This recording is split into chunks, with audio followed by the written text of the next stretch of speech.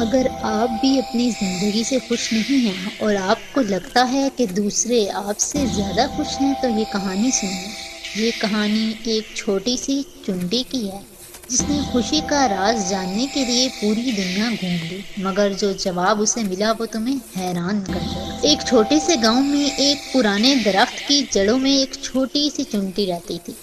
وہ ہر روز اپنی زندگی سے پریشان رہتی۔ اسے لگتا تھا کہ وہ بہت چھوٹی ہے، کوئی اسے اہمیت نہیں دیتا۔ دوسرے جانوروں کے مقابلے میں اسے اپنی زندگی بیکار لگتی تھی۔ وہ سوچتی تھی کہ کوئی اسے نوٹس نہیں کرتا، کوئی اس کی بات نہیں سنتا اور اس کی زندگی میں کوئی مقصد نہیں۔ ایک شام وہ ایک پتھر پر بیٹھی رو رہی تھی۔ ایک بوڑھا فقیر وہاں سے گزرا۔ اس نے چنٹی کو دیکھا اور پوچھا، بیٹی یہ آنسو کیوں؟ چنٹی نے سسکتے ہوئے کہا، بوڑھے فقیر، میری زندگی دکھوں سے بھری ہوئی ہے، کوئی بھی مجھے پسند نہیں کرتا۔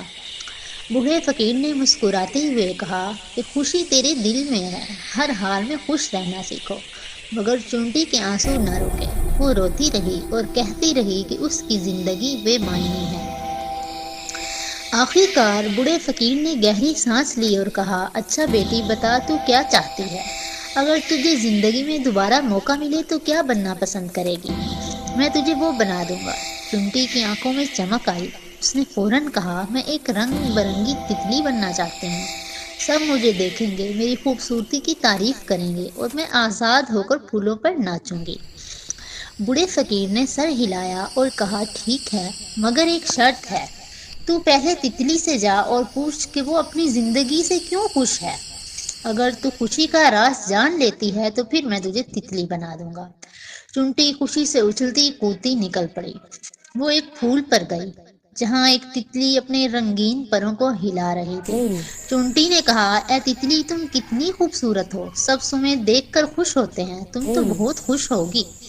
تتلی نے اداس ہو کر کہا، نہیں بہن، میری زندگی مشکل ہے، سب مجھے خوبصورت کہتے ہیں، مگر میری عمر بس چند دنوں کی ہے، میں جلد ختم ہو جاتی ہوں، اس لیے میں ہر وقت ڈرتی ہوں کہ میرا وقت ختم ہو رہا ہے۔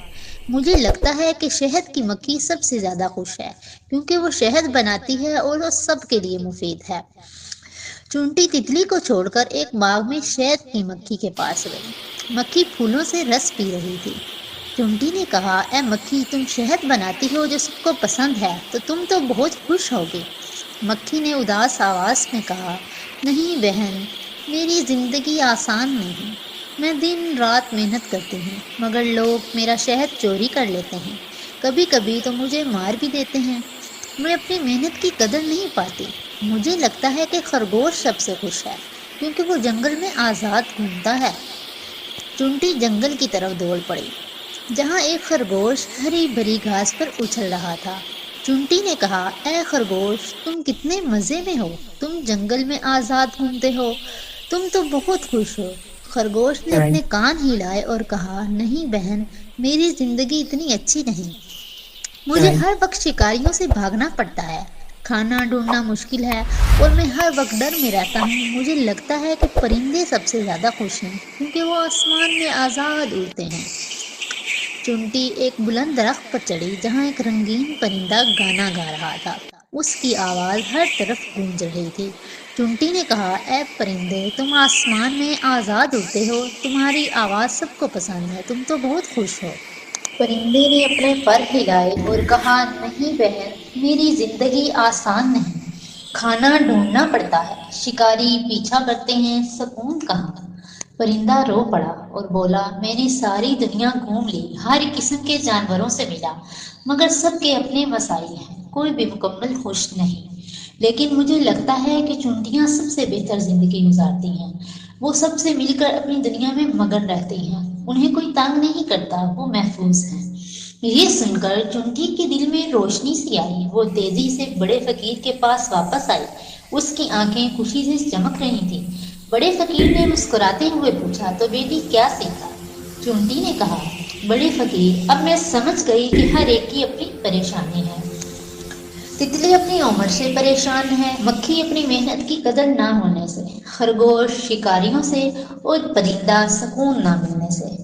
میں وہی رہنا چاہتی ہوں جو میں ہوں۔ اب وہ پہلے سے زیادہ خوش تھی۔ ہم سب بھی اپنی زندگی میں کسی نہ کسی کو دیکھ کر سوچتے ہیں کہ وہ ہم سے زیادہ خوش ہے، مگر شاید وہ بھی کسی اور کو دیکھ کر یہی سوچتا ہوگا۔ اس لیے اپنی زندگی سے پیار کیجیے، کیونکہ جو تمہارے پاس ہے وہ شاید کسی اور کا خواب ہو۔ ہمیشہ مسکراتے رہو، کیونکہ خوشی تمہارے اپنے لیے ہے۔